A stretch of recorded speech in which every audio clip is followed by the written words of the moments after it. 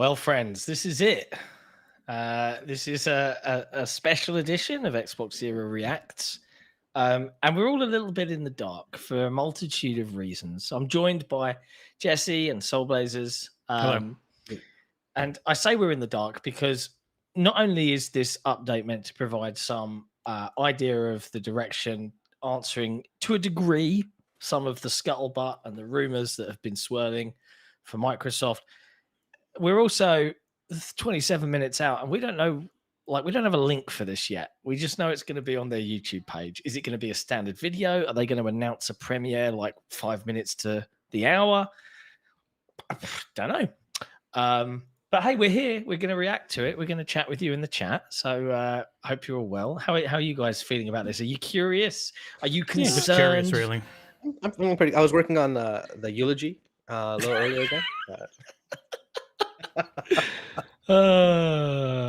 Yeah, and for those that missed me at the weekend, I was outside touching grass. I was actually playing lots of card games with friends. But I'll be back this Saturday as normal. It was good to be unplugged because that Friday I received probably something like 15 messages, DMs, all from a variety of folks. Some journalists, some friends, some randos, all on the Twitter and across Discord, all around the time that another insider described my report as fake. Well, he described the report as faked without making it clear it was only about his own, and people very much took it as immediately attacking us and you nonstop, because he was like, and then that's probably he clarified where all of those came from. Yeah, he clarified immediately. It was like, Nate was like, yeah, no, I was just talking about myself, which also brings up the question of, man, if in 5 days your source you think is good to go with can immediately become fake, geez, it's a bad source. But you stand by what you said. Planning doesn't mean, and people get very mad about what words actually mean. They're planning. I mean, they're planning things out to see what they might do in the future. Like, it's not that hard to figure out. That is literally what this entire podcast is about. What are Microsoft's plans? What are they going to do? And I think it's interesting timing considering the PlayStation recent financials. And I don't say that even worse than we thought they would be. Well, right, but I don't say that to drum up the whole notion of Microsoft versus Sony or PlayStation versus Xbox or any of that. But it's the general notion of, and people really do, you know, if you're just tentatively on the edges of this industry and you just enjoy the occasional video game, you ain't got nothing to worry about. For the people that really live and breathe this stuff, AAA gaming is, you know, all the jokes about Game Pass is unsustainable. AAA gaming is unsustainable in general. The chase and the desire for the best graphics, the best animations, the most fidelity is a bust, right? So, and Sony are finding that out now. I think the whole industry is finding that out. We're seeing so many developers being laid off, and I think in part Microsoft's soon to be revealed direction change and business update, as they've described it, is, well, how can we navigate these waters? How do we remain profitable? Because as much as it's all, you know, nice to be like the whole console war, it's not really real, and they are a business that has to make money. So as long as you can separate those ideals and understand that concept, you're in a good place. Yeah, when a company can make 10.2 billion but only keep 600 million of it, you know that that direction is struggling mightily. And it's like, yeah, they're making money, but we all know how business works, and it's not about, well, we still made just about as much money as we did last quarter, the previous year. It's we want to make more. We want to do 5 or 10% growth every quarter, which, you know, especially when there's recessions and just overall there's inflation, various things that are very much keeping that type of growth down, then you start looking to other areas, because it's not about, people have been worried about a crash. I don't think there's a crash coming. I think there is just, there's a stagnation and a flatness to growth, which is what the companies and the venture capital people and all them don't like and get scared of. I mean, people don't like to hear it, but it's not 2005. It's not 2013 even. You know what I mean? Things are changed. Hardware, the price for hardware didn't really go down, the components. Sony couldn't do the usual price cut to keep the profit margins. Now they got to keep, in fact, they kind of increased the price in their console by $50, the digital. Like, Nintendo's the only one selling at a flipping not loss, because they sell the same hardware for like 8 years. They both started at 502 instead of actually starting at 4 or 300. Exactly. Like everything is just up and up. So even when you cut a little, you're only cutting back to close to what it used to be. It's not even like an actual big discount. That's the S. That was the Microsoft approach of these boxes are not going to get cheaper to make. It's just not working that way right now. So we're going to do our expensive one that stays expensive. We're going to do our cheap one that we'll be willing to eat a little bit more on because it is just flat out cheaper to make. So we got a super chat from Mohammed Sherez. Mohammed Sherez, a very generous man. Hello, team. Excited to see Microsoft's new strategy and see how Twitter turns into a shitfest. Turns into, Mohammed. Continues in to the be. end, PC always Like wins. wakes up to. It's funny. I literally just got tweeted by someone saying, "How does it feel, John? You single-handedly caused such an uproar. You forced a multi-billion-dollar division of a multi-trillion-dollar company to come out with a special podcast to respond to the stuff you said." For the record, no.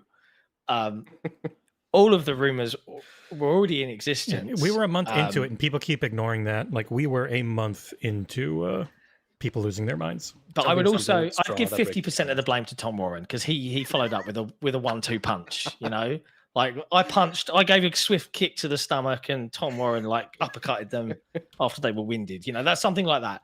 Still, it's got to be flattering a little. You know, It's not like honestly, I've never been in this position before. Speaking as a human being, no desire, zero desire. Did not enjoy. Slight existential crisis, like, oh my god, like, and I feel for the human beings that then had to like run around on a Sunday and a Monday and deal with this. Yeah. But is it? Am I the cause? No, I'm not that vain.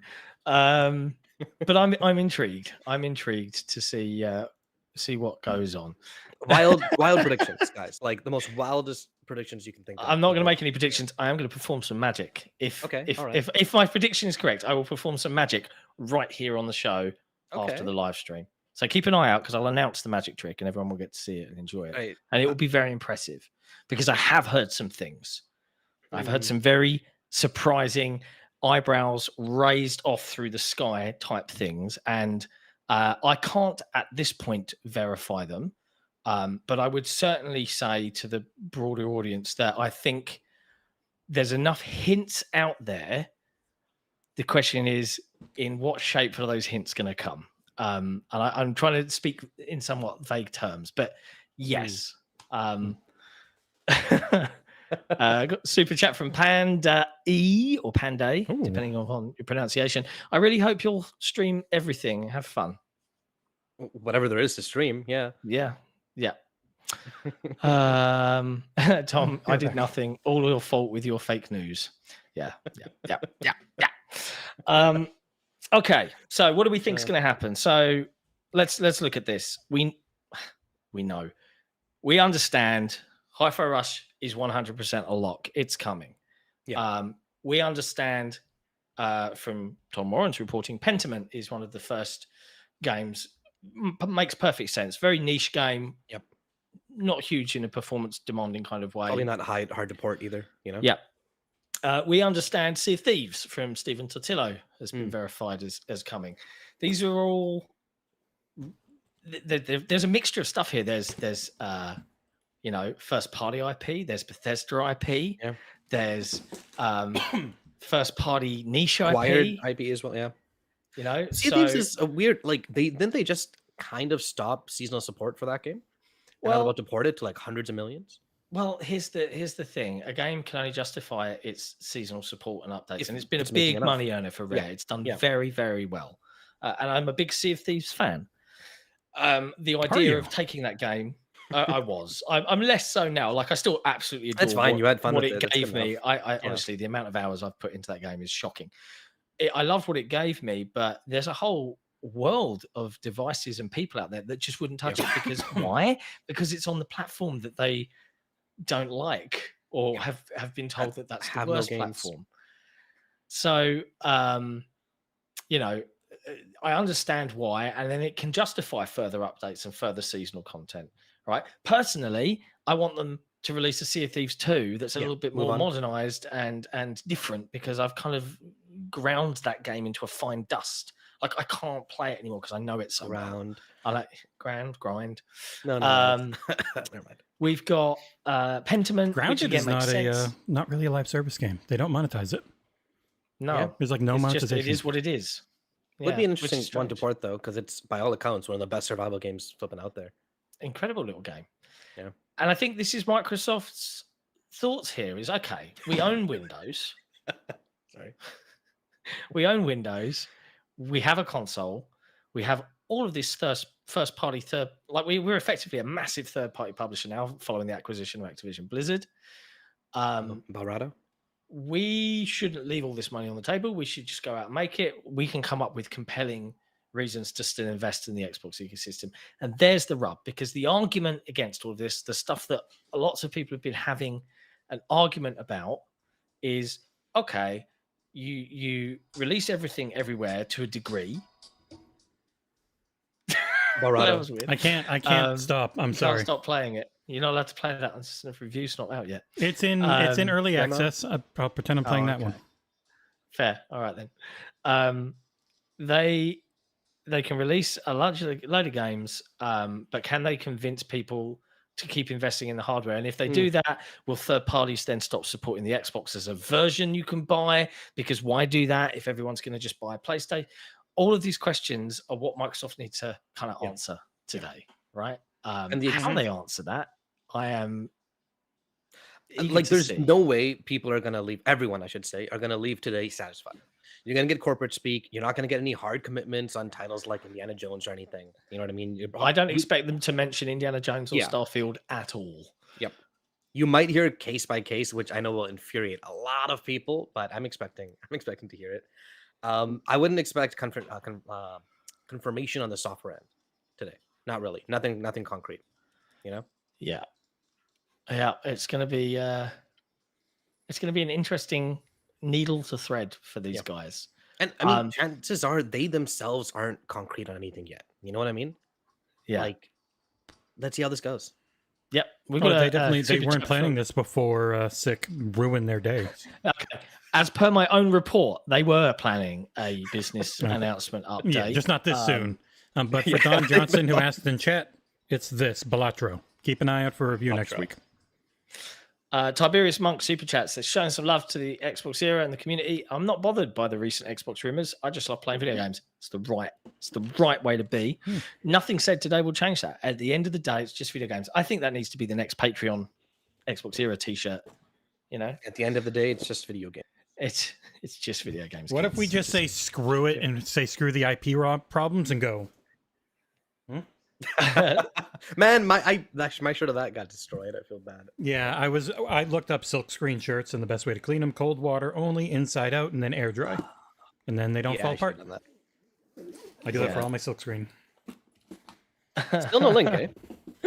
No, it's still no link. I still don't know where this is. It's a scheduled VOD. It's exactly what I mean. It's just a private thing on their playlist. You can see they have a private video on there right now. But wait, what's to stop people just immediately clicking through and scanning through? Nothing. I don't think Premiere they won't be able to. No. Yeah, I don't think if it's a Premiere we'd see it, but if it's just a regular upload like the Xbox podcast normally is, oh, I see what you mean. It's just going to show up. It's like when you schedule a video, it becomes privated until it goes public. Yeah, I'm intrigued. I'm intrigued. Keep us surprised in the chat, guys. If you see a link out there that's real. YouTube, Tom Warren's there with the link, youtube.com/PlayStation. Oh man, those PlayStation jokes don't hit as hard as they used to. Stein just put out a tweet of Billy Butcher saying, "Big day, lots to do." Lots to do. Yeah, I know. I saw. I saw. Stein follows me on Twitter now. I was like, uh-oh. What did I do? You know, every person that works on Balatro follows me on Twitter now because I just keep tweeting out the word Balatro. Balatro. Oh dear. You're a Slay the Spire fan, right, Aarsal? Love it. Hell yeah, one of the best games ever made. Yeah, it's as good if not better for that sense. It's very different. It is not the same type of game at all. And if you played in early access, you'd know that it is you're playing hands of poker to try and beat a score, and there's just tons of modifiers for and against you to beat that score. And then there's modifiers you can put on the cards. There's modifiers you can just have all around. It's super, super good. I love it. And that's massive praise, though. I'm just saying. Look, like, I that's honestly holy hadn't crap. used my Legion Go much at all because I'm just yeah. at the computer anyways, and I've been on that thing nonstop ever since I got the game. Because it's just snuggle up on the couch and play. And either I was doing the remote play to Xbox, which you can now do with touch controls, which is really nice. That's nice. But That's with really that, cool. I was remote playing it, and then I also got a Steam code from them too. So if I'm not near my Xbox, I can play it. Do you guys think they're gonna announce anything Activision related today in terms of like when to expect their games on Game Pass, stuff like that? It might be a nice distraction from people that are like, I would really like info on what is and not going to be third party, and then we could say, by the way, the first batch of Game Pass games will be blah. Also, Tales of Arise coming on the 20th. That is confirmed. Yeah. now. So it turns that post was correct. The title wasn't a mistake. It was just a little too early on Melissa's part by mistake. I wonder. People talking about the format, like it makes sense to do this as a podcast. Like when this was announced, everyone was like, a podcast? That feels weird. It's in a studio. There's people sitting on sofas and talking. Your private chat shows up on stream, by the way. Mine? I'm just in StreamYard. No, he put a private chat in. It just shows up on stream. Really? Yeah. Oh, that's This is just a StreamYard window. Okay. All right. Okay. Why, what did he type? I just said we got 500 people. Do a like spiel. I got the new animation to go 671. Oh my god, that jumped a lot. Well, because everyone's looking to see where. It's because everyone's looking to see where the hell where is the heck this is thing? it? Yeah. You're right. Like, You're right. Where is the YouTube? Oh, what a nice animation pre-drag is. I gotta send that to you, Aarsal. Such a good animation. Oh, the new subscribe animation? Mm-hmm. Oh, we have a new one? Oh, 100%. Oh, yeah, we got a new Patreon one too. Kind of hate the old one. The new subscribe animation is legit. Yeah, the old one was just a green screen thing I found on YouTube a long time ago that they said, hey, go ahead and use it for free. I was like, okay. Yeah. Ooh, that looks sick. Yeah. If you're here and you're watching and you're new to the channel, by the way, feel free to hit subscribe because we are less than 400 odd users away from 25k, which would be a nice milestone to hit before our 200th episode. It would be cool to hit it during 200, but if we get it earlier, I won't complain. I won't complain. Yeah. People were saying we're going to rename to PlayStation Era. I think we'd just go like, I don't know. It would just be focused on gaming. Nick would want to do Nintendo, but get away from Era. Get away from Era because Era sucks, and the other Era sucks. But yeah, in the end, no matter what, you eventually have to kind of go console agnostic, like push Square and Dual Shockers just kind of cover anything now. Even though they've got those PlayStation-centric names, it makes it easier to be able to cover everything, even if we still have the main focus always on. To be fair, I mean, Xbox. Not that much stuff releases on PlayStation. It wouldn't be that hard to cover that platform. Not right now. I'm not gonna lie. Yeah. I would like to cover Helldivers too. That game looks fun. It does. It looks like it's having some launch woes. Oh, it had a lot of launch issues. Yeah. Well, we are 9 minutes out. I don't think there is still a link. I think this is genuinely just going to be a video dumped into the playlist. Yeah. That's what I'm saying. It was going to be, if we just played it in StreamYard, it might end up being easier if we wanted to jump around and stuff. So as much as like this is a React thing, like I'd rather like not do too much talking over it. So maybe we can, and chat, you tell us if you want us to pause and we can talk about specific things. We can do that. We could just, if it's a traditional VOD, we could just pause it, right? And then that's what I'm saying. It would be really easy if like Soul Blazers just hosts the video and just pauses it whenever we want to talk, type of thing. Because then everyone, we stay in sync the whole time, even if it doesn't look or sound that good. I'm guessing it's just present share screen. Yeah. Okay. Fair enough. Yeah. Are we sure you're going to do it that way? Yeah. If it's a VOD, then it's by far the easiest than all of us having to resync every time we pause. Yeah, 100%. Is there a chance that they can keep it private and then push it to Premiere like a minute? You can just schedule it as a Premiere right before you push it live. And it would still be processed. Tom's voting. We play the whole thing and talk after, like minimal talking, but try not to pause. Yep. Play the video and then react. I mean, I'll just keep an eye out for people in the chat that will skim through, find the juiciest stuff. And watch us when they announce everything going third party, we're all just like. There, I'll put up a poll. There you go. Oh man. Vote with your thumbs or mice. And hit that like button, please. Mm-hmm. The keep throwing this algorithm animation up demands because it. it's so good looking. Yeah, I know. I feel bad always asking for likes and stuff, but YouTube wants interaction. So as far as I know, the way it has been is 1 view is equal to 1 like is equal to 1 subscribe. But when you chat, it's worth a little bit, not a ton.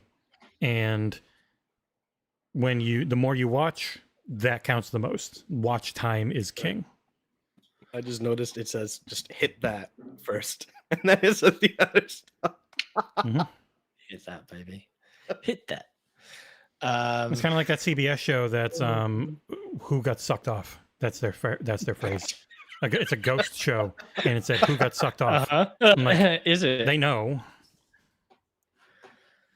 Well, Tom Henderson in the chat, they're going to upload as late as possible. The playlist was updated 2 days ago, so the theory is the video is there, but it's privated so that not even YouTube employees can look at it.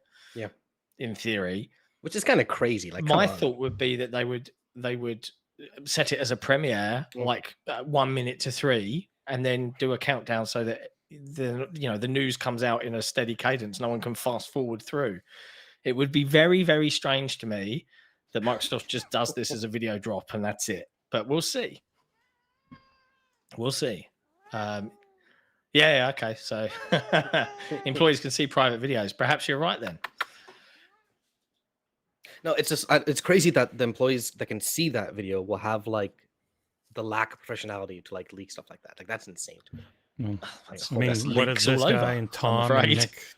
Yeah, this is only happening. We only know any of this stuff because of employees like that. Not gonna lie, I just started learning cybersecurity, and it's like a big part of it's like employees like they're the worst. giving info they shouldn't. Yeah, I thought this was starting at 1:30 CST. Our stream started 20 minutes ago or 25 minutes ago, but the YouTube video from Microsoft is meant to drop in 6 minutes. So we're at 70% watch then talk. That seems pretty final. Okay, cool. But but it is curious if it's a VOD versus a premiere. If it's a premiere, watch then talk, and we can like say stuff during it, just not constantly talking. Yeah, just try not to do long rambling. Yeah, don't do Nick where he just talks over everything, and I'm like, what are they saying? What? I can't hear Nick. Especially when it's not corporate speak. Yeah, so pretty much it's going to come. If it's a VOD, then that we'll see. Because it'll be hard for us to all stay in sync, unless actually it won't be that hard because you can literally just go to a time because it's just there. You can just I'm 22:34 in, and I'm playing now. Boop, that type of thing. More super chat. Panda. Also on Spotify it goes up simultaneously. everywhere. Must be a VOD. If it is a VOD, we should watch it 1.25. Just saying. What? Watch it double speed. No, 1.25. 1 is just way too slow. Period. Nothing should be watched at 1. As someone talks. I watch everything at 1. I can't. That's crazy. No way. Yeah. For audiobooks and stuff, I go 1.8 ish. But like if I'm just watching people on video, I'm fine watching normal speed. Well, I guess that's true. Yeah, usually I'm just doing audio. If it's just audio, I'll go faster. I can't do Nick at 1. And people are going to be here. Yeah, they're if you're just going to see this on Nick. Yeah. People are just going to be here wanting to see the podcast. They're not going to want to have it weird or chopped up or something. So we just watch it normal. Yeah. Night Springs, YouTube's channel for Xbox. That's where it's being broadcast, but it's not live yet. It's not been. Here's the playlist where it should show up. Yeah. So I'll be watching it on their YouTube thingy-mabob. I highly doubt they're live on Twitch or anything. Yeah, I have that playlist open. I've been refreshing it. Yeah, they're not doing anything on Twitch right now, but people are in their chat, typing a lot. Like, they don't use that Twitch channel that often, guys. So I just got a message from my partner saying, "You look like Will Wheaton." Will Wheaton? The guy who played Wesley Crusher on Star Trek: The Next Generation. And freaked out about Larry David beating up Elmo. Like, legit freaked out and got very upset. Hey, I'll take it. Will Wheaton. He's extremely white, though. Like, yeah, but this I think it's just the facial hair they're going for. And the ghostly countenance from his blown out lighting. It is better with actual natural light, even though it's not sunny outside at all. You can also make your you can up the warmth on your camera setting. Would probably help. Oh, that's a good point. The new Papers, Please type game is called Lil Guardsman, Lil Guardsman. It is great. We have a review of it on the channel. If any of the 1,158 people watching want to go look, because everyone's searching for Xbox Podcast right now and not finding it. They're just finding us. Oh, I see. Yeah, I know, but we're pretty cool, so you might as well stick around, right? And we're gonna watch it. So yeah, stick around for the bants. Why wouldn't you? There you go. Yeah. Why wouldn't you? Oh, you're more ghostly. Yeah, so I can make it like pure yellow-ish by messing with the auto. Oh, the Mexican filter. Yeah, essentially. I can go sepia and Aarsal goes to Mexico. Okay. On Breaking Bad. Or any Western production. Western show, yep. Yeah. 2 minutes. Where the hell is this thing? And still nothing on the playlist. It's just going to go live. Also, you froze. You broke your camera. I did freeze. Weird. Dun, dun, dun. Drama. Okay. You guys still hear me? Yeah. Yep. There you're back. Okay, weird. Terrible organization. How dare you say that about XboxEra? My goodness. Will you be full screening it? We'll be tiny little boxes at the bottom. Yes. Don't worry. I'll give it a hint. It's going to look like this. Boop. Will be a little box in the corner. And I'll shift us around depending on how they look. Still nothing. Of course not. It's going to go live as a VOD. I would guess 45 minutes, something like that. Hour at the most. Maybe. It's a 3 high-level executives' time. Yeah, for that many high-level executives, it's a lot of money to have them just do that for half an hour. So maybe even just 20 minutes. Like, what more can you say? Like, if you go too long, you're just going to start talking in circles like Nick does, and then we'll have a good amount of corporate speech and like, hey, welcome. Because cats like to walk on things, no matter how many times I try them to go away. Tell them to go away. They try and walk on everything. All right. Yeah, I've lost a few league matches because of my cat. I'm just saying. Yeah. Well, he stepped directly on the stream deck and thankfully didn't press anything. Oh, that's funny. Else. Yeah. Tom Warren, it's about 20 minutes. All right, 3 o'clock. Refreshing. It's around 20 minutes, really? Someone knows that? Yeah. Why would I mean? There's. Tom Warren. It's not like a big showcase or something. One unavailable video is hidden. You guys see that now? There it is. Updates on the Xbox business. It's live. Okay, it's a VOD. Do you want me to share my screen? Or how do you guys want to do this? Yes. You should probably just share your screen. Okay. It's a VOD. I think it's just going to be easier. And how do I audio shares too? Okay. Yeah, make sure audio shares. No. I don't see it. Nope. You got to add to stage. There. Yes. You see it now? There you go. Yep. All right, go ahead and hit play and we'll see how the volume is. Welcome to the official Xbox podcast. I'm your host, Tina Amini, and we have a very special episode today. As you can probably tell by the fact that I'm joined by Phil, Sarah, and Matt. Welcome. And we're going to talk about some updates at Xbox. We want to talk about game exclusivity. We want to talk about Activision Blizzard now that they're part of our portfolio. You can put subtitles on, maybe. How that might be an impact on Game Pass. And we want to talk about hardware, too, and how all of this fits into the strategy at Xbox. So where should we start, Phil?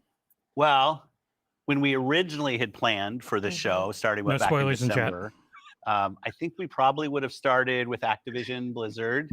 Maybe talked a little bit about the exclusivity with some of the news coming up, and then hardware. Okay. But we've had some unforeseen news that has come out. So let's just go and tackle the exclusivity question, because I know it's on the minds of a lot of people. We hear from the community, and that's I'm sorry, Papa Phil. Input for us.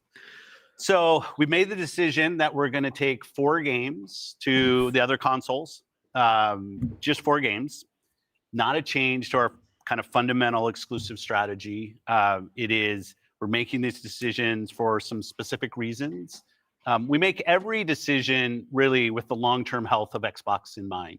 And long-term health of Xbox means a growing platform, our games performing, building the best platform for creators, reaching as many players as we can. We're always looking to learn as a leadership team and to grow. And we think this is an interesting point in time for us to use what some of the other platforms have right now to help grow our franchises. So we're going to do that. So these 4 titles, What are they? Can you say? I'm not going to name those games. The teams that are building those games have announced plans that are not too far away. Okay. As we know, The game Nintendo teams Direct. put a lot of energy into their announcements with the partners. So I don't want to take anything away from those teams. So I won't be talking about the titles specifically, but I think when they come out, it'll make sense. Can we say if either of those titles are Starfield or Indiana Jones? They are not Starfield or Indiana Jones. Well, what was the criteria and how the team was thinking about selecting those 4 titles? Let me start a little bit outside of that, and then I'll get to the 4 specific games that we're talking about right now. Because the fundamental decision driver for any decision that we make, anything we're going to talk about today, is the long-term health of Xbox.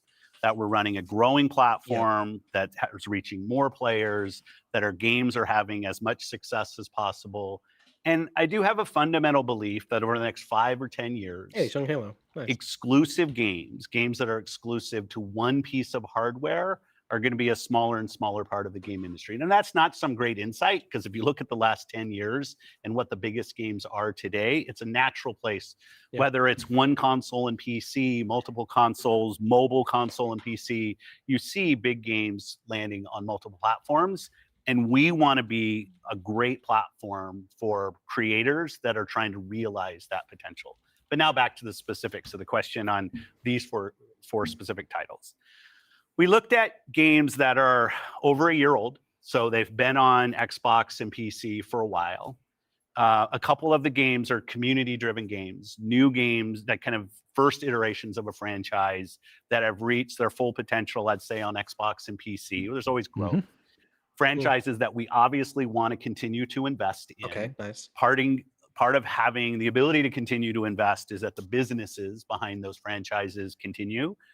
We think it's important that these service-based games that have communities behind them, that they can have confidence that they're going to exist in the future. So 2 of them, kind of community-driven games that will end up on other platforms and give us the ability to continue to invest in them. We think that's great for the business and great for the communities, more players to play with. No, that I think that's 2 of the other games are smaller games that were never really meant to be built as kind of platform exclusives and all the fanfare that goes around that. But games that our teams really wanted to go build, that we love supporting creative endeavors across our studios, regardless of size. And as they've realized their full potential on Xbox and PC, we see an opportunity to utilize the other platforms as a place to just drive more business value out of those games, allowing us to invest in maybe future iterations of those, so sequels to those, or just other games like that in our portfolio. And when we don't damage Xbox and we can grow our business using what other platforms have and to help us with that, we're going to do that. And that's really the story behind these 4 games. And last thing I'll say, looking forward, I think there is an interesting story for us of introducing Xbox franchises to players on other platforms to get them more interested in Xbox. We think there's a good brand value for Xbox there. So 4 games, no promise beyond that. So if you're on those other platforms and you see these 4 games coming, please don't take it as some signal that everything's coming. It's not. And we're going to learn. So when you are thinking about the future and this concept of live service games, games that can benefit from bigger audiences, new audiences, how does that apply to future titles and how you're applying that criteria there? Yeah, there's really no fundamental change to how we think about exclusivity. We just came out of Developer Direct, which was an awesome show where we showed great games that are coming to Xbox and PC and cloud, which really makes them accessible to hundreds of millions of people. So it's this kind of, we're really focused on a couple platforms and what's going to show up there. But our key of play the games you want with the people you want, anywhere you want, when everybody plays, we all win. These have been part of our strategy for years and will continue to be. Our focus is on how do we continue to grow the games industry by reaching more players in more places, and how do we grow Xbox as part of that. Xbox is a hardware platform, Xbox is a publisher of great games, and Xbox as a platform for the world's best creators. And then knowing that, how do we think about our first-party games and Game Pass? Yeah, well, to build on what Phil just said, one thing I would add, as you were talking about growth, is just that we've sort of seen this inversion over the last 5 years where it used to be that the platform was the biggest thing. That's right. And the games would sort of tuck in within the platform. Today, big games like a Roblox or a Fortnite could actually be bigger than any one platform. Yeah, and that really has changed the way that we think about things. So in the midst of all that, I think we at First Party can come back to sort of some core principles. First, that all of our games will be on the Xbox platform. Second, all of our games will go into Game Pass on day one. And third, we know that Game Pass will only be available on Xbox. Okay. So there's sort of starting points for us. As Phil mentioned, there are games today that you can play that only can be found on Xbox. And at the same time, we want to bring more of our games to more players. So we're going to continue to look at that. Kind of moving aside, though, from some of those and thinking more about what does it really mean for the player, to me, the two key things are cross-play and cross-save. Those things allow us to deliver on the promise of Xbox, which is play with your friends where they are, play on the devices you want, play the games you want. So that is really only possible at a practical level when you know that your saves and your player are going to be able to move across all those parts. So not all of our games today are necessarily built to take advantage of that. There still will be some games that don't. As we bring more teams into the Xbox family, there's some catch up to do as we get there. But that cross-play, cross-save is like so fundamental to what we're doing. And I think is something that we as First Party get such a good benefit from being so close to the platform. Yeah, absolutely. I mean, that's one of the things, like you said, all of our games are always in Game Pass. And so I'm excited to announce, with the coming together that we had with Activision Blizzard King, that Activision and Blizzard games are coming to Game Pass, starting with Diablo 4 on March 28th, which I'm super excited to share today. And it's all part of our commitment to make Xbox, the Xbox experience and the games that we build as widely available as possible. So now the 34 million Game Pass members can all enjoy the fantastic experience of Diablo 4. Amazing. Can we come back to the point, Phil, you mentioned at the top, this isn't really a change in strategy for us. Can you recap for me how it isn't?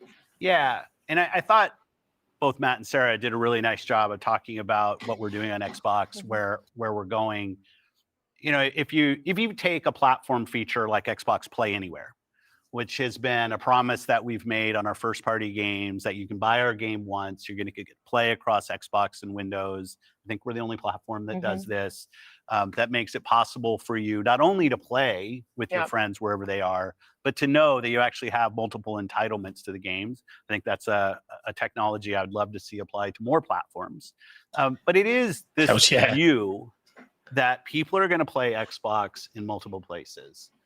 Whether it's play the games you want with the people you want, anywhere you want, whether it's content, community, and cloud, whether it's when everybody plays, we all win. Like we've had different taglines, different strategy, kind of words that we've used, but always with this view that Xbox is a platform for creators who want to reach the most players. Our investments in xCloud, our investments in franchises like Minecraft and now Call of Duty and other large franchises so that we learn how to build those. This has been a strategy that we've been on for, I'd say, a decade. It's not about one device. It's not about games in service of a device, but rather the devices that people want to play on should be in service of making the games as big and popular as they possibly could be. Because really a healthy creator community on Xbox, a healthy creator community in gaming all up, is the thing that all of us as game players should be voting for, because that's the thing that will lead to the best long-term success and growth in this industry. And my understanding just from listening and learning from you three over the past few weeks, just understanding what's happening with Xbox, is that we see trends with player behavior where people are playing on multiple devices. That is the reality. And we have put some games out on multiple platforms before. So my understanding is that that's been good for players. How does that come back to the business with all of that in mind? Yeah, as you said, we have shipped games on other platforms. In fact, realistically, if you look with the addition of Activision and Blizzard and ZeniMax, we're one of the largest game publishers on PlayStation. We're one of the largest publishers on the Nintendo Switch, especially when you put Minecraft into the equation as well. And now we're one of the largest publishers on mobile platforms as well. And that's not something that we want to back away from. We want to continue to be building great games that millions and millions of people can love, and that they can play those games where they want to go play. But we do understand the business success that Xbox has to have. Us as leaders in this business, the system today, the system that all companies that we play video games from, is a world of you got to be growing your business. Growth in an Xbox business is critical to the long-term health of Xbox. Many people know I've been on Xbox for over 20 years, and I want to make sure Xbox is in the best position for the next 20 years.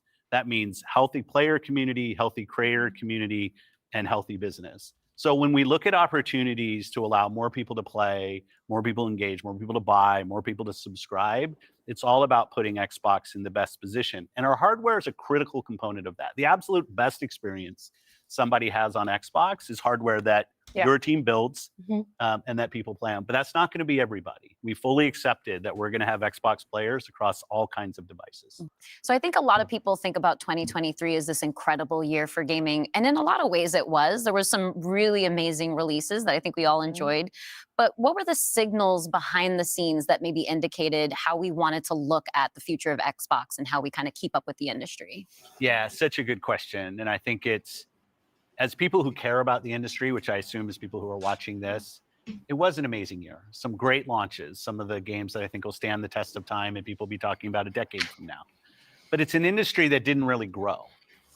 And what happens when an industry doesn't grow? You end up with some job eliminations, which we had. We had even our own hard decisions to make about building a sustainable business for ourselves, but in no way were we alone in that. When you think about a healthy industry, I want players who believe that they will find the best games on the platforms that they love. I want people who invest their careers in working here to feel like this is a place that they can be successful. And that really is down to being part of an industry that is growing. If you listen to Lisa Su, the AMD CEO, she'll say that AMD-powered consoles are likely to decline in 2024. I think there's an amazing set of games coming in 2024, but if we don't get to growing as an industry, the industry will struggle. And today there's really two choices on how do you grow the industry. Do you say, I have a fixed number of players, the players that we have today, and do I find new ways to monetize those players to get more money from the players that I have? Or do you think about how do I expand the business I have by finding new players and adding those to the base of players that already play? Our focus on Xbox for the last decade has really been on that latter point of how do we make sure Xbox is growing for our players, growing for our creators, so those people are finding success on our platform, which will grow the Xbox business and put Xbox in a position to be very strong for years and decades to come. Matt, earlier you were talking about these growing gaming communities, how they're incredibly large and comparable on such a different level when we think about console audiences. Like you mentioned Roblox, you mentioned Fortnite. So how are we're obviously thinking about our responsibility, our hardware responsibility is supporting the growth of gaming communities. How has that actually shown up for the players? Are there other games we can speak to from our portfolio? Well, as Phil mentioned, I mean, two of the biggest ones for us, Call of Duty and Minecraft, I mean, they are driven just from the bottom up by the communities of people that play those games, which is so great. I think about it, for the player community, it comes down to where are the friends, where are the people you play with, and then equally important is where have you built up your library of games, right? Where have you invested? Where's that library? I think those two things probably are some of the biggest influences on where people choose to play and what devices they choose to play. Yeah. When we think about, on the other side, the developer side, just any game developer wants their game to find the biggest audience possible. That's just the nature of building a game. You want people to enjoy and participate in what you've made. And I think we're in a unique position to deliver on that just because we are the platform. We build hardware. We've got a first-party games group, and then we've got a system that ties that together, that brings together your friends, your progression, your achievements, all of that. And I think that's really what has contributed to the momentum behind some of these communities. Yeah, absolutely. I mean, when you look at, just step back and you look at the history of the industry, we've moved from a place where it used to be that someone built and launched a game to accelerate hardware to actually the things we do with our hardware and with our platform are all in service of making those games bigger. And we think about that across all of the investments we make, the consoles we build, the investments we do with things like crossplay, cross progression, the things that we're doing with cloud. How do we actually give more options to game creators so they can have the greatest success? I think one of the fun recent examples about this is actually Power World. You know, Power World was able to launch, they were a game preview, they launched in Game Pass, they also simultaneously launched in Steam. And through the combination of those things, you know, Pocket Pair was able to have this outsized success, and it was the largest third-party Game Pass launch ever. And that's all because we give creators options on how they can launch their games. We've got subscription, we've got retail, we've got free-to-play, we've got game preview, we have the consoles, we have our experience on PC, and they can access all of those things. And when we step back and we just look at the performance of our platform all up, we know it's working. We're at the highest level of users on console, the highest level of users on PC, the highest level of users on cloud ever. We have double-digit growth rate on PC and cloud, places where we're enabling creators to actually reach new players beyond the console ecosystem. And that's why we're leaning into it and doing more, because we see all those signals. So we're talking about the role that hardware plays for creators, for the games and those communities. What about the role that hardware plays for us as a business, for Xbox? When we look at our hardware, it really is, and Phil said this earlier, it's where you get like the most flagship seminal experience of Xbox. And it also represents a developer target. Our developers can build the specs of our hardware, and we invest to make sure they know when they do that the games are going to run great on our hardware, but they're also going to be able to be accessed across any screen because of all the other investments we make. So we're giving them an easy way to access as many players as possible. And we actually have more creators right now building for Xbox than ever before by nature, thousands of them by nature of those investments. And we got more to come. There's some exciting stuff coming out in hardware that we're going to share this holiday. And we're also invested in the next generation roadmap. And what we're really focused on there is delivering the largest technical leap you will have ever seen in a hardware generation, which makes it better for players and better for creators and the visions that they're building. And then when we're talking about hardware too, there's these other considerations that are really important to our community, probably to each one of ourselves as well. When you talk about library, because I want to dig in on that a little bit more. You know, as we talk about cloud in the wider entertainment industry, there's conversations about streaming. How is that impacting how I own my content that I've invested in? So what can we say about our stance around game preservation? Yeah, you know, one of the highlights for me of being in this position was getting to stand on stage when we announced back compat coming to Xbox One. Like, it was fantastic. People were reading the teleprompter before I could read it. Slow reader, and just feeling the energy in the auditorium as we were saying that and online. You know, one of the cues I think us as being part of Microsoft take is looking at Windows and how Windows over decades has maintained software compatibility with things that are built on it. Like, I can still go back and play some of the games that I love playing on Windows from decades ago, and it will still run. And we try to bring that same view to consoles. It's harder in console because the line between what the hardware is and what the game is in consoles is traditionally, it's tighter, which makes compatibility, you end up doing these generational compatibilities that we've built. But I will say compatibility, the ability to not only play the games, but my saves are still there with our cloud save systems to try to keep the services up as long as we can so that people can play, is a tenet of what we are as Xbox. It's at our foundation. And when we look at future hardware generations and what we're going to support, making sure that we respect, which is the word I use, respect the investments that people have made in Xbox going forward is fundamental. And the fact that you get entitlements when you buy a game from us on both Windows and Xbox also means you have the ability to play that game across a multitude of devices, which I think furthers the compatibility of the games that you own. Can we go back to what Xbox doing a good job so far of threading this needle? Pretty much covered all of the elements, but if you could break it down for me. You know, when you play on Xbox, what we're saying is you're playing on a platform where you know the biggest games in the world are always going to be. You're playing on a platform where you get to access Game Pass. And all of the games from our incredible range of studios will always launch in Game Pass day one. And you're playing on a platform that's dedicated to you, like player-first features, cross-play, cross-save, cross-progression, backwards compatibility, being able to play your games in your library anywhere you want because of the investments that we make in cloud gaming. And so you're playing somewhere where you're investing and you get to take the games forward with you and across all of the screens where you are. And I think most importantly, Xbox is a place where when you're investing in Xbox, you're investing somewhere that is dedicated to making games more successful and creators more successful so that they can invest more to bring even better experiences to you all of the time. Yeah, just that investment in the studios is so, and we feel that as part of first party with the platform proximity. It's kind of amazing now to look out across all the studios that we've got and just be reminded that we're now one of the biggest development organizations in the industry. What does that mean for players? It means that the biggest games are going to continue to come to Xbox. And this 2024, the year coming up, we've got more than 10 major releases coming up. Great stuff. Hellblade 2. We've got Diablo expansion. We've got Avowed, Ara, the Indiana Jones game. And there's more in development, which I think we're going to be able to share more about at our June showcase coming up pretty soon. Well, I guess I should get ready to work on that show. Well, thank you all for showing up on the podcast today, and we'll see the rest of you this June. Yeah.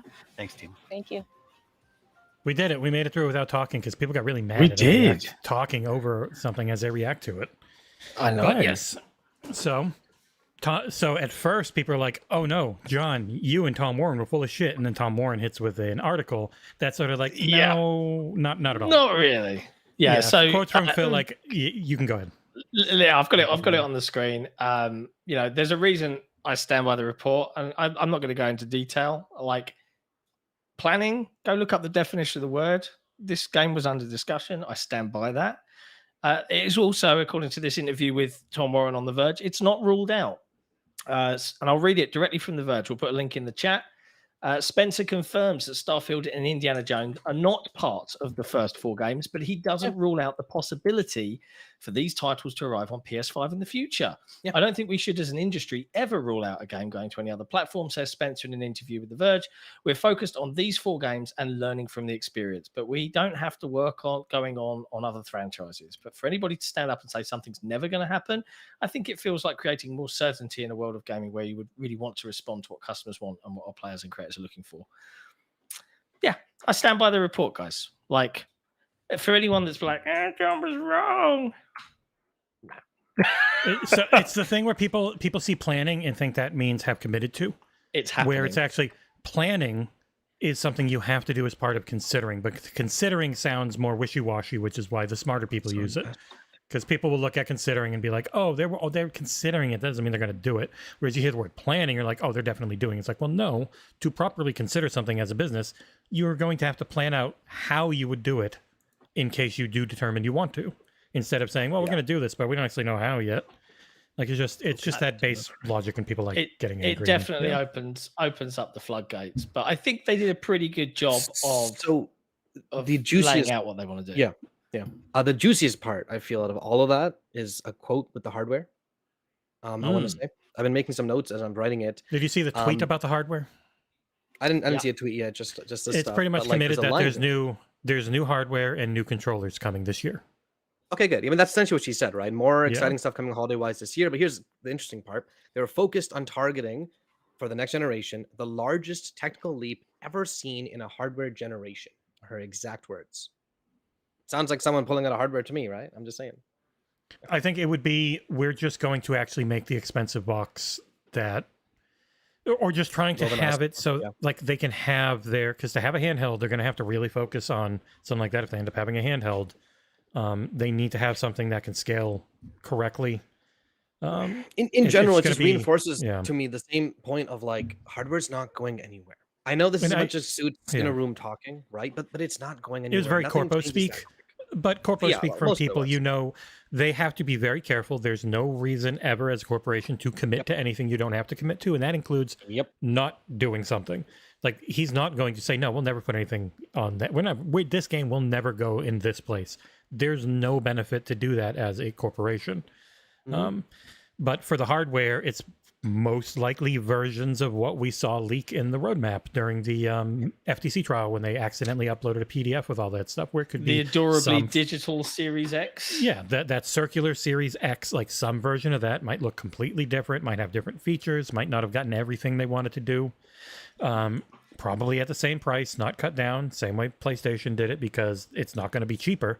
But if they can get better hardware support and a haptic controller and all that stuff for a similar cost, like, so are we getting?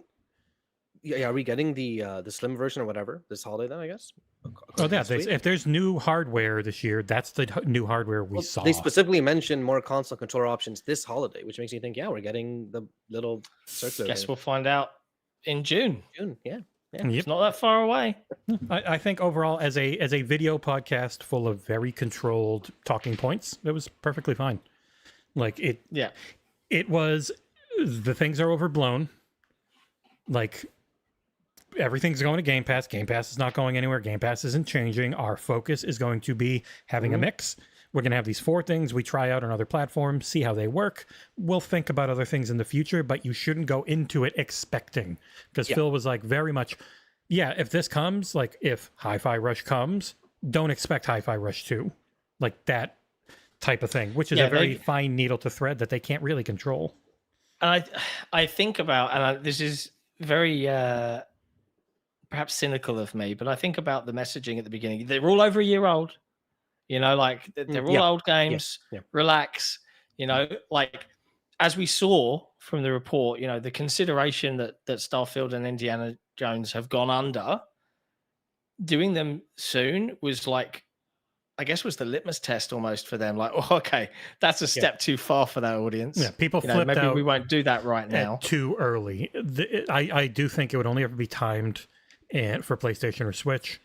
Unless because they're very chummy with Nintendo. If Nintendo did ever, like, I think they'd work with Nintendo on stuff way before they'd work on Sony, though. Sony's new interim CEO, I think, is way more open to how the fudge can we make money in any way. We're going to get the official CEO soon, too, I think, right? Next couple months. Supposedly. It's like April, I think, is when he's completely out. But, like, the things they reiterated on are we're going to have exclusives. Some might be timed, but just expect them to be exclusives. And the big exclusive will always be Game Pass, which is quite different from when Phil had said during the trial and stuff like, I'd love to have Game Pass everywhere. Because now they're just like, no, Xbox is where you get Game Pass. It's amazing. It's almost like they were planning one thing and you know, those plans got considered and then they did something Darkwing Duck. else. I've got the Creaky Legs sent me a great meme. I'll share it to you so you can share it, but it's not just Game Pass that's the exclusive chat I'm looking at. It's the ecosystem, right? I know they talk about this. I know a lot of us take it for granted, but we get used to how easily it works. Yeah, I'm gonna be dropping my PS Plus subscription later this year because it's not worth it. I had it about a year. I'm gonna need to literally physically back up my Bloodborne saves on my flipping USB. Like, what the hell? You know, in 2024, we take a lot of things for granted, for sure. I will say there's a lot of people out there that like want to go after Tim Dog and other people, and there you go. There was overreaction for sure, but you don't like dunk on people contemplating or anything. Call of Duty's not going to release it on a Game Pass. Why? Because it's too big, bro. What? That's the same backwards logic the people that have been arguing against the acquisition have been doing for like 2 years. It's the people who think that Game Pass is unsustainable when it's one of the only sustainable things. It is the thing that makes money. And because those customers are very high margin, it is working to pull people in to try stuff out and then actually spend more money and spend more time. Because the main metric that all these companies care about is how much are you using their thing. It's not just YouTube, it's everyone. How much time? And you're not competing against PlayStation. Yeah. Sorry, go on, Jed. No, I'm just saying, on Jesse's point, you're not competing with just PlayStation here, Nintendo. Like they've said many, many times, you're competing with Netflix and Paramount. Well, not Paramount probably, but Netflix and Apple, and who knows, right? Time is what is the real competition. I find it interesting, you know, the very candid admission that console gaming doesn't grow. Like it's plateaued. That's it. It's what we said. Look at yesterday. What the heck? Yeah, we said that about both. Like for Nintendo, isn't chasing number go higher all the time. They keep their costs down. It's their strongest suit because they're not also pushing fidelity in the same way where their costs. Will the Switch 2 outsell the Switch? I kind of doubt it. One thing John and I were talking about, but I was yelling at him a bunch. The Switch is not the biggest like generation for Nintendo because they used to have handheld and console. And now they just have one. They combine those to be smaller than what they used to be, but bigger than what they had for just console. Because the Wii was incredible at selling. So it's like Nintendo did great, Super Nintendo did great, N64 did okay, GameCube did all right, and then Wii took off. And then Wii U was a disaster of epic proportions. And they had the Game Boy Advance, then they had the DS was just enormous, like absolutely humongous. But then the 3DS, not nearly as big. And so they had the Wii U and the 3DS, where the 3DS did okay, and the Wii U did really bad. And they're like, shit, we got to change it up. And so they combined them and did fantastic. So it's not like they're making more money than ever. They've got their costs down, and they have extremely high engagement on their customers. Their customers buy lots of full or near full price games. It's just very different. I had a situation. I was at the Costco with my sister and her husband, and they're like, "Oh yeah, our kids did pretty well in their test. Let's go buy Mario for them." Just instantly, no thought, $70 game done. I was like, "What?" The heck? Madness. I think the, he's the in Canada, by the way. that... If people yell about 70. the candidness of admitting how the industry works. I think they've threaded the needle pretty well for more. Reasonable folks, reasonable fans of gaming. Like as a main Xbox mainer, I'm like, the world has not changed. I don't care if someone a year after me plays a game I've enjoyed. Yep, we know Diablo 4's date. But yeah, I'm intrigued because I also think cynically that there is a lot of purposefully vagary there in the way that they've spoken about it. That basically is, I mean, cast your minds back to Xbox games going PC day and date. There was a push back then because it changes how a big change. The console business has always worked. Us versus them, and they worked through that change, and everyone accepted it, and it's fine and it's normal now. And I feel like they're just going to go on this journey again. Here's the first 4 games. We'll just slowly, okay, is Starfield over a year old now? Okay, now maybe it's time. We can bring that to the next set of players, and so on and so on. And I don't have a problem with that, right? I never have. But again, we had Sarah Bond backing that up there with the talking about, well, why invest in the hardware then? Well, to answer that question, we're putting you first. We're putting the player first, their experience, where they can get their game, having their game twice across multiple devices, yada, yada, yada. They're all good answers. I'm just very, very curious to see how this plays out over the next 12 to 18 months. I think a strong cadence of constant good releases will have people not worried about the old stuff because it won't be, well, shit, we haven't really had much for a while. And now this one's going over the other things. Like, what's even the point? And it's like, well, no, if it literally is just you're getting 10 plus releases every year of big games, little games, huge expansions, like if they're just doing more and more and more of that, and it's like, oh, I'm getting the new Call of Duty next month. I don't really care if a 2.5-year-old AAA game is going to other platforms. I've already played and beaten it 6 times, and it's still right there in Game Pass if I want to play it again. Like if they really keep up that cadence, that's going to be the key thing they always talk about anyways. It really feels like this whole business meeting, right? What was it for? It was reassurance, really. Not for people that haven't bought an Xbox yet because they don't even know what this thing is. They don't know it exists, blah, blah, blah. It's for people who have been, kind of being worried and anxious, which is perfectly reasonable stuff to have, right? Yeah, if you want to hear those people, Tim Dog's doing a Spaces right now. You can take back what I said. He's still losing his mind. Yeah. But like, those people, this video didn't go and say, hey, by the way, here's some brand new hardware. Here's a bunch of really cool stuff that's coming for sure. Keep buying our hardware. Instead, it's like, listen, you've used this hardware for a while, right? You understand we have this feature, cross-save, cross-progression. It's just all these cool things that you've been using. We respect your purchases, right? Windows has been forwards compatible for 25 years. That's a long friggin' time. We want to do the same for consoles, right? I feel like they kind of just reassure. Yeah, I am that largest technical leap you'll ever see in a hardware generation. It makes me very curious. It does. I doubt it really does. Those are bold words. If it's the hybrid console where they make something strong and it can work with the cloud for compute type of thing, because man, otherwise it would be very expensive. Imagine they actually do a dock that actually has more than function. Has the GPU and the power brick. Straight up, right? I mean, Microsoft are no stranger to that. The Surface Book is literally a tablet and a dock that gives you more computing power. And we've heard reports that the Surface team is currently working on the next. I mean, I'm just saying, like, come on, these things kind of, you know, they fit. Like it's. But yeah, like if they with that full FSR by then 5 or something, whatever they have, frame gen, all these different things, like even just that tech, if you can get that going, you can maybe more easily maintain 60 FPS to 120 plus throughout the generation, like that type of stuff. The trickery, having the anti-lag so it still feels good. A lot of stuff that's baked into these $1,000 to $2,000 GPUs. Yeah, really curious what made it into the new controller as well. That line about AMD. Yeah. AMD powered consoles are likely to decline in 2024, according to I think AMD themselves. I wasn't sure who they were quoting. AMD. There. Yeah, no, it was literally their own projections. And PlayStation said the same thing yesterday. We're going down. We're not growing. We're slowing down halfway through, which is normally a little earlier than they would like, and it's because they can't make their devices cheap enough to keep the margin up, because normally you can just keep dropping the price, maybe eat a little loss, maybe take a little win, but the device is just cheaper. It's $250 now instead of $450 after 5 years, and instead it just keeps staying the same, and people aren't going to keep buying it unless it goes cheaper, and they're just waiting for that. And then you do huge deals around the holidays and you take a bath and your percentage and your margins are 5%. So, yeah. Do you think they're going to pursue the same 2 SKU approach? Absolutely. Maybe 3.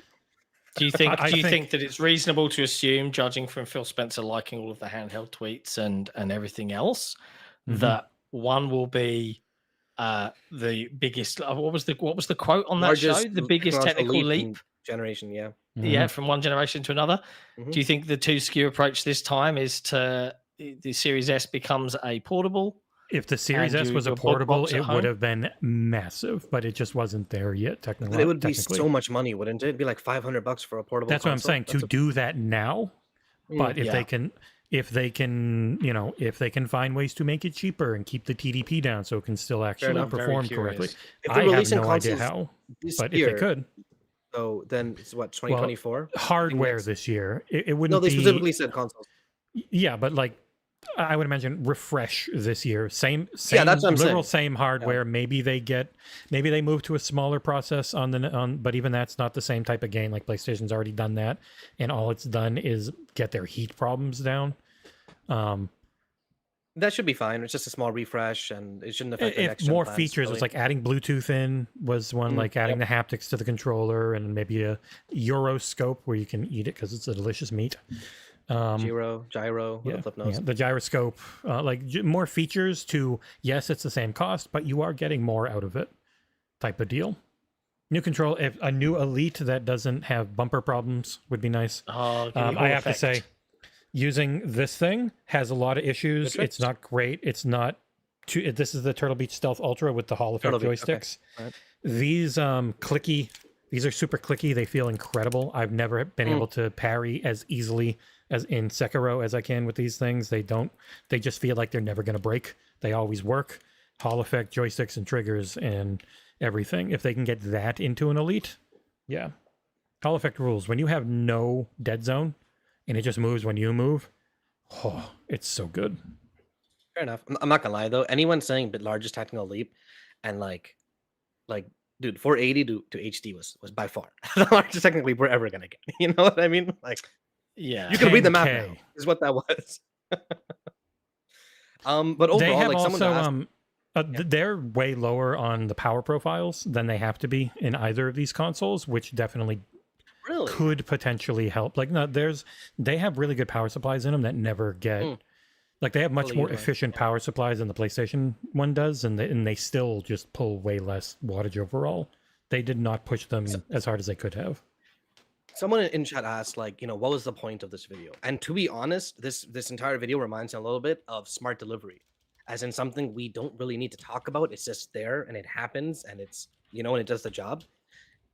if they released a month from now, we get a Nintendo Direct saying, hey, here's Switch 2 and boom, here's Hi-Fi Rush launching on it. And then 2 months later, we get a bunch of Xbox games, including new hardware announced, blah, blah. I feel like the natural cadence of things would have been enough to not need a video like this. But with the fan base, well, the video exists because of the uproar from the community. Yes, exactly. Right. Yeah. That's why it exists. It was fine. I felt like I don't feel like it took it. It could have been a lot simpler. Like, and I find the fact that we all know what the 4 games are. Yes. Like the 4th game is Grounded, right? Is that accepted? Yeah. Okay. It's Grounded, Pentiment, Hi-Fi Rush, and Sea of Thieves. Like, as Tom, I get it though. The teams might have cool announces. Yeah. But think about how the fandom reacted, right? They've got to do this carefully. I think they're doing it as carefully as they can. The fundamental takeaways then, we've got Activision Blizzard games coming to Game Pass, Diablo 4 on March 28th. Yep. Yes. We've got and they've been quite clear in the blog post. They've said to ensure long-term success for both Xbox and the industry as a whole, they're telling you straight up, look, we're going to change how we do things because otherwise, consoles won't exist. Yeah. And he straight up said, hey, consoles aren't growing. Like, he straight up just says that. Like, as an industry, we're not growing, and the lack of growth leads to what? Guess what? All these teams that expanded based on growth projections that didn't happen. And I think that's Game Pass numbers for the first time in forever. 34 million. What? 34 million. Yeah. So I think the message is, if you can get out, and I'm talking to you generally on the other side of this camera lens, if you're watching and you are in that console war mindset, and I hope you're not, but if you are, this is Microsoft effectively saying, yeah, we don't care about it. We're going to go ahead and do this because, well, we can. Console warring isn't making people money. Yeah, don't worry. We're still going to make consoles and make games exclusive to those consoles for periods of time. I think is the Game Pass gist. Will always, in our experience, and Game Pass, we think is enough. I think they did pivot a little there, maybe internally, where their original plans were to get Game Pass everywhere, right? This is our thing, grow it, grow it, grow it. Yeah. And now it's more like get our games in more places, but keep like that really juicy carrot. Keep that with us, at least. That, and if you put Game Pass in other places, you as a developer, think about it from a production point of view. Yeah. Right now, their first party teams can concentrate on Xbox first, which makes sense, right? And then a year down the line, or when the tail of those single player releases, particularly as a great example, drop off, you can port the game to another platform and then recoup all the money for the people that just refuse to buy your platform. But you've got Game Pass, and if you put Game Pass everywhere, well, how do you deliver those first-party games to other platforms? Via the cloud? No, you're going to have to develop native versions on day one. It's a different tier of. It's like a different tier of Game Pass that is only your first-party games, because you're not going to be able to throw third-party. It's going to be only things you published, and it's confusing. And in that answers the concern about if you were to put all of your games on Game Pass and make deals with third party, well then, you are kind of hamstringing third party on your own platform, because why would they go there?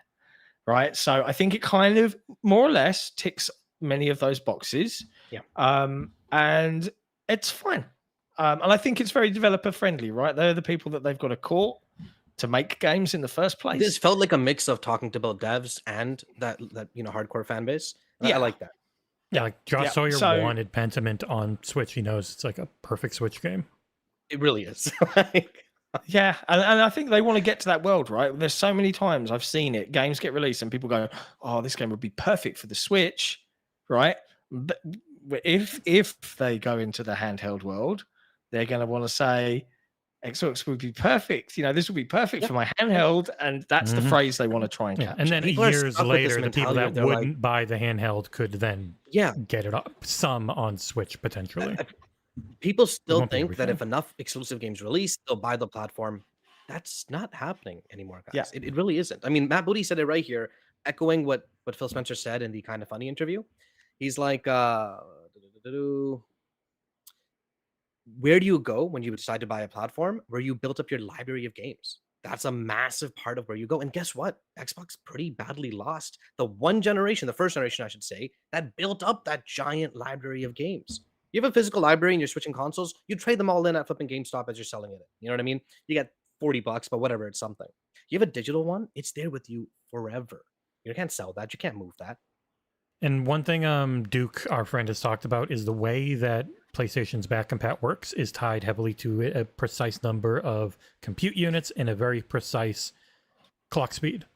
And so PlayStation is kind of, as long as they want to keep back compat, they are always going to be tied to that because they don't have that software layer in between to interpret instruction sets. So they go to the metal, and maybe that's easier and you get a little more power out of it.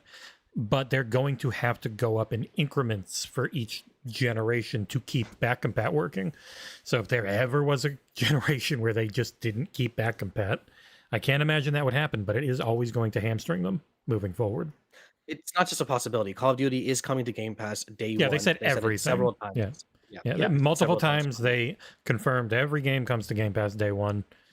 I know like Tim and some others are like doubling down still about it, but like no, they flat out said every first party game. Out of the 4 games, right? Hi-Fi is the only one that really sticks out as like, whoa, this is just recently released, blah, blah, blah.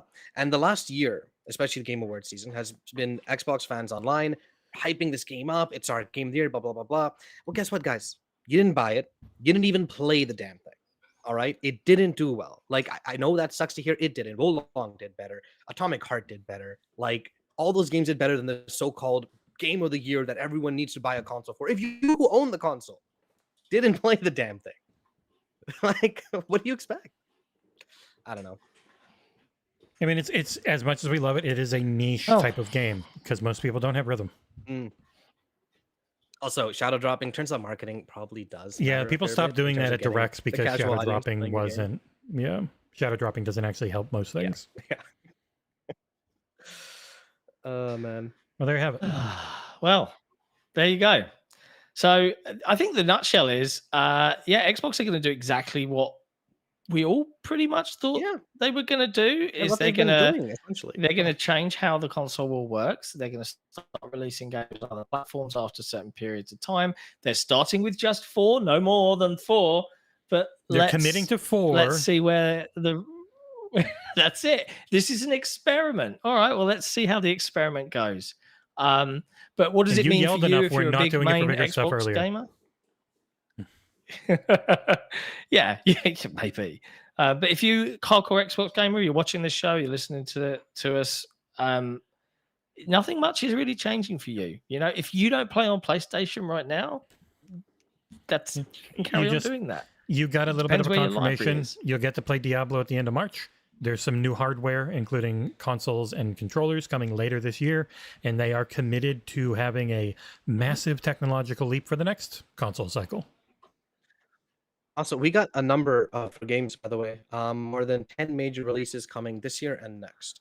Wow, that's pretty cool. And I can see a lot of people in the chat, you need to have a word with your source. Look, I'm not going to go into detail, but my source was accurate. Look up the definition of the word planning. Let's leave it there. All right. Read Tom Warren's article at the look. Read the interview with Tom Warren, right? Okay, he doesn't say no, it's never going to happen. Yeah, and he didn't even deny it in the video. He said we've committed to 4. Mm-hmm. No, we haven't committed on Indy or Starfield. Not that we've never thought about it. It was smart of them to bring it up and mention it. Yeah. I mean, but it was a corporate. I get it. It's a corporate answer where they're not saying it'll never happen. We're just saying we haven't decided it will yet. Yeah. I don't understand how people aren't used to corporate answers at this point. As an Xbox fan, we've been getting because they're really good. That's why they are a thing. They work. Most people don't think that way. They don't think corporate. Business speak is designed to never commit when you don't have to, but make it sound like you did. That's it. That is corporate speak. Yeah. And if I ever hear anyone say take the L, okay, you're from the Twitter sphere and I don't care. One line got me a little interested is they said highest number of users on console ever. So that kind of surprised me. In the 360 days, they sold like 80, 90 million consoles? But I guess the MAUs, even just on console back then compared to today, were lesser. You compare it, that. And most people had to rebuy their consoles after they broke. That's a great point. I bought 3. So, yeah. You think about what this means. You combine this with the news of Sony's financials. You know, like Sony are literally where Microsoft were back in 2016. They're like, okay, we're going to need to start releasing stuff on PC now because we're not making enough money. All right, we're not. We need to increase it. And it's one of those scenarios where Microsoft often do this. They're often first out of the gate with the idea that everyone ends up doing. And they take all the shrapnel. But then they give up because they take all the flack and they get beaten into submission. And then someone announces it 5 years later and it becomes the norm. I think 100%. they're probably timing this okay. Let's do these baby steps and then we'll go from there. But yeah, there you go. Super interesting to hear from the team. We'll be back on Saturday. Saturday. Yeah, Saturday. No, we're back on Friday to talk about Halo. Tomorrow night. Oh my God, there's so many things. Let me preamble this. For our Patreon subscribers, if you're watching, and if you're not, consider subscribing on patreon.com/XboxEra. On Friday evening, you will get Sick and Nick's Flicks, I believe is scheduled for this Friday. At least Nick said it was. 5 p.m., I think. Where we're going to be talking about one of the best TV shows, not a movie this time, a TV show ever to be released and made in the last few years, which is The Bear. And then I know you said you might have wanted to do it a little later, John, but if we go later, it would literally just go right into the Halo podcast. We can't do that. I mean, you guys can line that up. That might be better for you guys. Do like an hour later, an hour. They talk forever. I'll juggle it. Yeah. But then, we'll be there for the Halo show because I'm going to go watch that in a minute. And then on Saturday, we'll be there for the podcast. So, loads. We'll get the podcast schedule. Kevin, don't worry. The Mohawk is coming back. It just takes time for the hair to grow. Nice. All right. Sorry. Anything else? For those watching, really quick, the 34 million on the blog post does not include core members because it's about the number of people that can play Diablo on the March 28th. Just letting you guys know. Good day. Good day for Xbox. Yeah. Thanks, everyone. Thanks for hanging out. That was our most popular live stream ever. Yep. Go figure. Thanks for watching, everyone. All right. Cheers, guys. Ciao for now.